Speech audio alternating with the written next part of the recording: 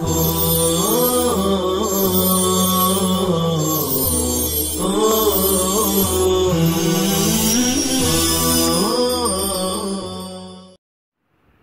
اللہ الرحمن الرحیم۔ آج ہم چھٹی تمرین پڑھنے جا رہے ہیں۔ گزشتہ کل ہم نے موصوف صفت کی تمرین پڑھی تھی اور موصوف صفت کا سبق بھی پڑھا تھا، تو اسی موصوف صفت یعنی مرکب توصیفی کی یہ دوسری تمرین ہے جس کو ہم پڑھنے جا رہے ہیں۔ ہدایت لکھی ہوئی ہے، مندرجہ ذیل الفاظ سے مرکب توصیفی کے جملے لکھو۔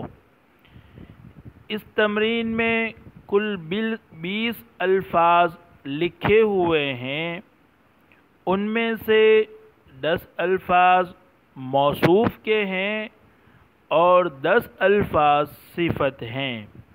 اب ہمیں اس میں سے ڈھونڈ کر مناسب موصوف صفت کی جوڑی بنا کر لکھنا ہے اور اس کا پھر ترجمہ کرنا ہے۔ سب سے پہلے ہم الفاظ و معانی کو دیکھتے ہیں۔ پہلا لفظ ہے طائر، جمع اس کی طیور پہلے آ چکی ہے، معنی ہے پرندہ۔ دوسرا لفظ ہے الباب، جمع اس کی ابواب، معنی دروازہ۔ تیسرا لفظ ہے الجدید، جمع اس کی جدد، معنی نیا۔ چوتھا لفظ ہے ولد، جمع اس کی اولاد، معنی ہے لڑکا۔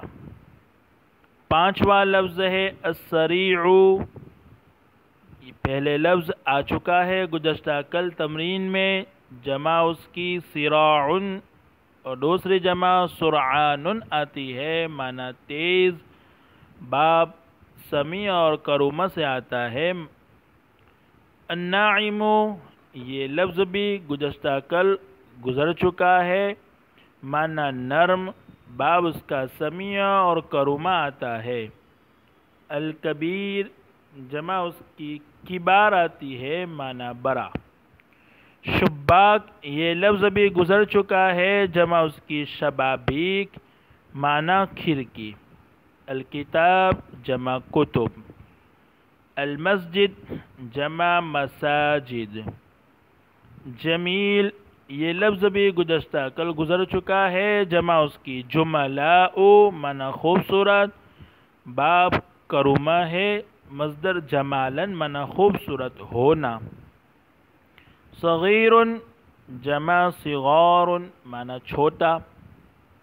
الفراش، جمع فرش اور افرشۃ، معنی بستر، بچھونا۔ الثوب، جمع ثیاب، معنی کپڑا۔ مفتوح، یہ باب فتح سے فتح یفتح، معنی کھولنا، اس سے اسم مفعول کا صیغہ ہے۔ المغلق، یہ اغلق باب افعال سے بند کرنا، اس سے اسم مفعول کا صیغہ ہے۔ صالح، جمع صالحون، معنی نیک۔ الحصان، جمع حصن اور دوسری جمع احصنۃ، معنی گھوڑا۔ بیت، جمع بیوت، معنی گھر۔ الخلق، جمع اس کی خلقان، معنی ہے پرانا۔ پہلا لفظ ہے طائر۔ اب اس کے ساتھ ہمیں مناسب صفت ڈھونڈ کر لگانی ہے جو اسی تمرین میں موجود ہے۔ چونکہ یہ لفظ نکیرہ ہے، اس لیے صفت بھی ہمیں نکیرہ تلاش کرنی ہوگی اور یہ بھی خیال رکھنا ہوگا کہ جو اس کے مناسب بھی ہو۔ تو ہم نے ڈھونڈا کہ اس میں ایک لفظ ہے جمیل، تو اس کے ساتھ ملا کر ہم بولیں گے طائر جمیل، اور چونکہ یہ نکیرہ ہے اس لیے ترجمہ کریں گے ایک خوبصورت پرندہ۔ دوسرا لفظ ہے الباب، چونکہ یہ معرفہ ہے اس لیے ہمیں صفت بھی معرفہ ڈھونڈنی ہوگی، اور یہ بھی ڈھونڈنا ہوگا، یہ بھی دیکھنا ہوگا کہ وہ اس کے مناسب بھی ہو۔ چنانچہ ہم نے تلاش کیا کہ اس میں ایک لفظ ہے المغلق جو اس کے مناسب ہے، معنی بن کے ہیں، اور ملا کر اب ہم بولیں گے الباب المغلق، بند دروازہ۔ تیسرا لفظ ہے الجدید، یہ صفت ہے اس لیے ہمیں اس کا مناسب موصوف تلاش کرنا ہوگا۔ تو ہم نے دیکھا کہ اس کے لیے مناسب موصوف الکتاب کا لفظ ہے، تو اب ہم اس کے ساتھ ملا کر بولیں گے الکتاب الجدید، نئی کتاب۔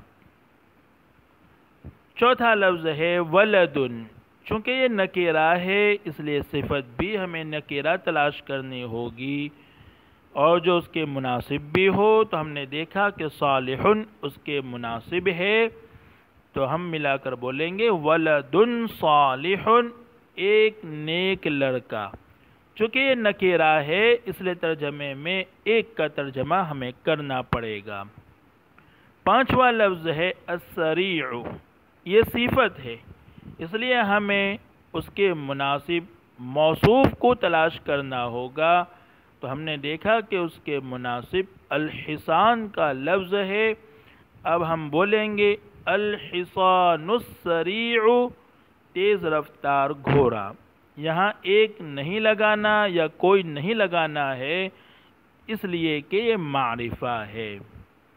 چھٹا لفظ ہے الناعم، معنی نرم، یہ بھی صفت ہے اس لیے ہمیں اس کے لیے مناسب موصوف تلاش کرنا پڑے گا۔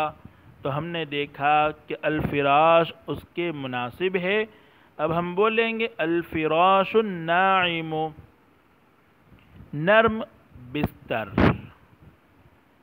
ساتواں لفظ ہے الکبیر، یہ بھی صفت ہے اس کے لیے ہمیں مناسب موصوف تلاش کرنا ہے۔ تو ہم نے دیکھا کہ المسجد کا لفظ اس کے ساتھ مناسب ہے، اب ہم ملا کر بولیں گے المسجد الکبیر، بڑی مسجد۔ آٹھواں لفظ ہے شباک، چونکہ یہ نکیرہ ہے اور موصوف ہے اس کے لیے ہمیں صفت تلاش کرنی ہے جو اس کے مناسب ہو۔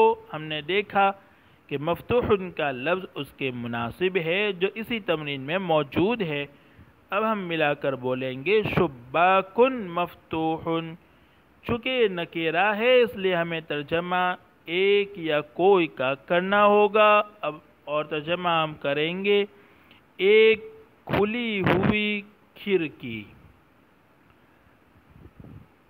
پھر الکتاب کا لفظ ہے جس سے ہم نے جملہ بنا دیا، پھر المسجد کا لفظ ہے اس سے بھی ہم جملہ بنا چکے، پھر جمیل کا لفظ ہے اس سے بھی ہم بنا چکے، پھر صغیر کا لفظ ہے اس سے ابھی ہم نے کوئی مرکب نہیں بنایا ہے، چونکہ صغیر صفت ہے اس لیے اس کے مناسب موصوف کو تلاش کرنا ہوگا۔ تو ہم نے دیکھا کہ بیتن یہ اس کے مناسب ہے، تو اب ہم بولیں گے بیتن صغیر، چونکہ یہ نکیرہ ہے اس لیے ہمیں ترجمہ بھی نکیرہ کا یعنی اس سے پہلے ایک یا کوئی کا لفظ لگا کر ترجمہ کرنا ہوگا۔ اب ہم بولیں گے ایک چھوٹا گھر یا کوئی چھوٹا گھر۔ اس کے بعد لفظ ہے الفراش کا، یہ لفظ اوپر اس کے ساتھ ہم مرکب بنا چکے ہیں۔ اس کے بعد الثوب کا لفظ ہے، الثوب کا لفظ ابھی ہم نے استعمال نہیں کیا، اس سے کسی مرکب کو نہیں بنایا، یہ موصوف ہے اس کے ساتھ ہمیں صفت تلاش کرنی ہے۔ تو ہم نے دیکھا کہ الخلق کا لفظ اس کے مناسب ہے اس لیے ہم اس کے ساتھ ملا کر بولیں گے الثوب الخلق، پرانا کپڑا۔ اس کے بعد مفتوحن کا لفظ ہے، اس سے بھی ہم مرکب بنا چکے، المغلق سے بھی اسی طرح، صالحن، الحسان اور بیتن، اور اس کے بعد الخلق، ان سب سے ہم مرکب بنا چکے ہیں۔ تو کل مرکب توصیفی کے 10 مرکب بنیں گے، چونکہ 20 الفاظ ہیں، 10 موصوف اور 10 ہے صفت۔ امید ہے طلبہ اس کو غور سے سماعت فرمائیں گے اور اگلا والا سبق آنے سے پہلے آگے آنے والی تمرین کو اپنی کاپی میں لکھ کر تیار رکھیں گے۔ السلام علیکم ورحمۃ اللہ وبرکاتہ۔